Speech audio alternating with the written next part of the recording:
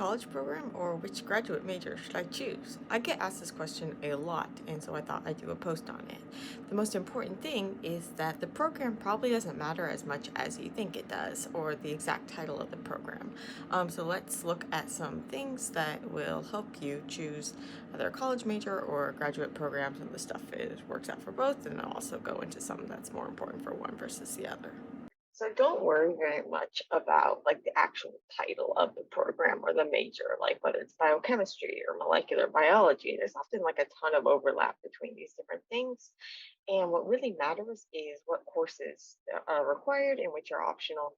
So look at the courses for these different programs, look at the course requirements, look at the optional courses, the electives, and choose what looks best for you. And remember that you can and you should take courses outside of your major or program.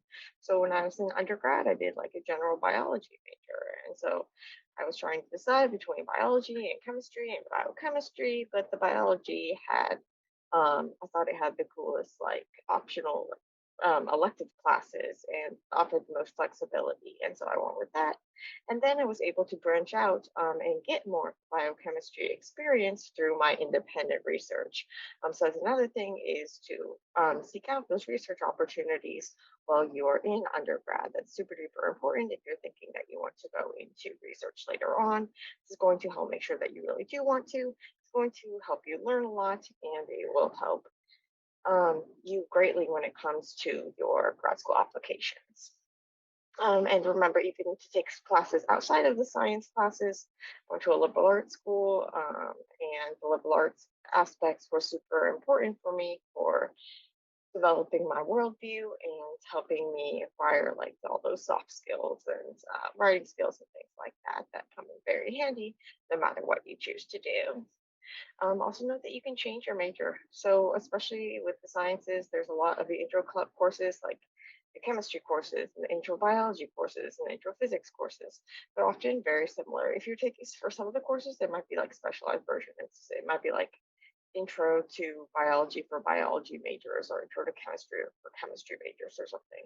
But I'm sure that there are ways that you can switch between them if you decide to choose your major so that you can still get credit. And for the ones where the courses really are the same, then it's really not a big deal to switch your major. So don't worry about knowing right when you go in. And really allow yourself to use that college experience to try out things and find what fits best for you. Set yourself up for success. And if that next step that's best for you is grad school, make sure that you have taken any prereqs, regardless of your major. Make sure that you take the prereqs that are needed, the prerequisite courses for grad school. So speaking of grad school, let's talk a little about choosing a grad school program. Again, you don't want to get tied up on those program titles. Even don't get tied up too much on the school itself. So do take into account like the cost of living in the area can be really, really high for a lot of these schools.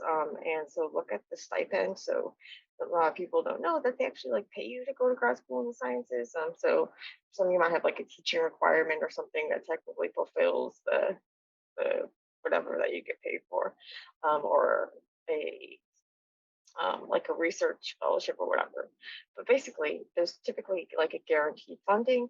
So you do get paid. You often get like health insurance and things like that, but you don't get a huge stipend if the cost of living can be really high. So look into these things and also take into account if you need childcare, anything like that, any of the family factors, maybe just where you would want to live because you're going to be living in this area for a number of years. Make sure that it's someplace that you can see yourself being happy. Speaking of being happy, once the lab is going to be the place where you're going to be spending the most of your time, and so that's going to be the most important decision as looking into. So when you're choosing a program, the most important thing really is to see what labs might be available to you. For grad school programs, especially for like biomedical sciences, you're often applying to a program rather than to individual labs. So you apply to this like kind of umbrella program, and then you do lab rotations where you try out like three typically labs. This could be depending on whether it's like at the same time as your courses or they're spread out. You might have a longer rotation or shorter rotation. For us, it was like 1 month or I think or like 6 weeks or something, but it was like no courses during that time. But when there's courses during the time, you might have like several months, but you're not in the lab every day, that sort of thing. And so you have these chances to rotate through these labs and try them out. So you want to make sure that whatever program you're applying to, there are several labs that you would be interested in trying out. And more than just the several, because those labs might not even have the funding, or they might be closing down or something, so they might not be able to take on rotation students or to take on full-time researchers, because typically with these programs, although you have like a guaranteed stipend, it's the lab that ends up paying for that, and so they have to be have enough funding and be willing to take you on as a student. Some programs, like where I went, close to Harvard Laboratory, like the school paid for that, rather paid for you rather than the lab. In most places, it's the lab that pays for you. So bottom line, the lab might not be able to take you on, even if you're interested in that lab. And you also want to make sure that you have multiple labs that you would be interested in trying out. So when you're looking to find a grad school, you want to look and make sure, find some place where there's interesting research going on. There are labs that you'd be interested in.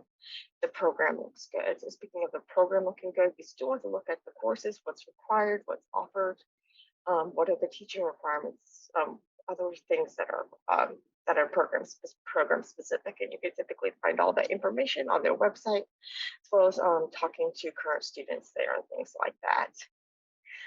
So as I mentioned, the lab is going to be like that's going to be basically the biggest decision, is when you're actually choosing a lab.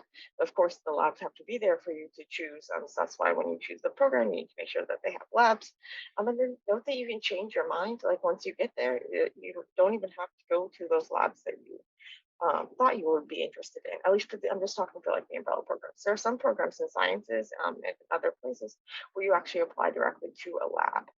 I'm not talking about that here. I'm talking about these like umbrella programs where you're applying to the program and then you're trying out different labs. And so I've had friends who have actually like um, totally switched fields or topics or whatever after getting into grad school. And a lot of times, even if you're in like an umbrella program, there's tons of different directions that you can go. Even within a program, you might be on the computational side, on the wet science side. Labs often have like a split focus. Maybe you're on one side versus the other. So there's a lot of flexibility, and this flexibility is often coming in the choice of the lab, and then in the research that you're doing in the lab. And that research that you're doing in the lab, that's where you're really going to be learning the most. And so you're going to be learning a ton about how to be a scientist. And this is stuff that you can't really learn in the classroom. It's stuff that you learn hands-on, doing your own research.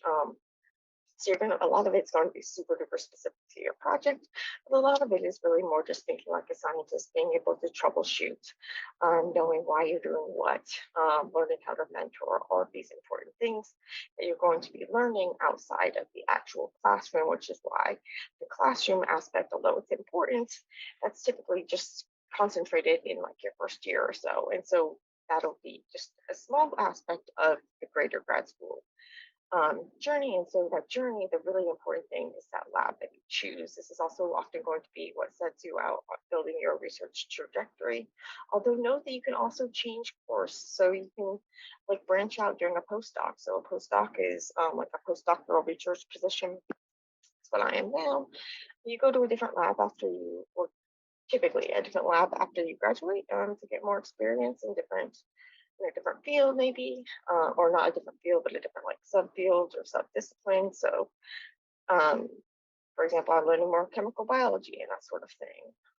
And you learn more experimental tools, or you take your research one step further. You get experience with some technique that you've been interested in, various things like that that you can do during a postdoc. And you can also, during your postdoc, really branch into a different field. So you're not going to, especially because your PI, so your principal investigator, that's like the head of the lab, not going to want you to take like the research that you did typically like as a grad student, because that kind of like belongs to the lab.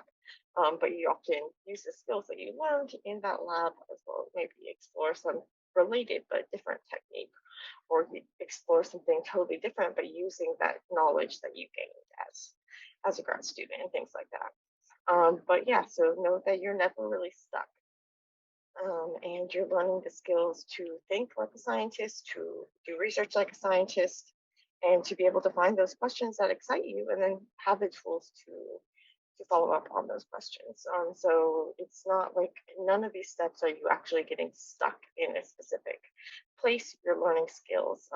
And so hope that this helped you feel a little less intimidated and scared about actually going ahead and choosing a major or choosing the grad school program. And hope this helped answer questions that I get a lot. It's an large thing I want people to. So hope this helps and best of luck with your journeys. I have a whole page of posts on my blog with various aspects about applying to grad school, being in grad school, all of these various things. So if you want help with that sort of thing, check out this page I'll link to.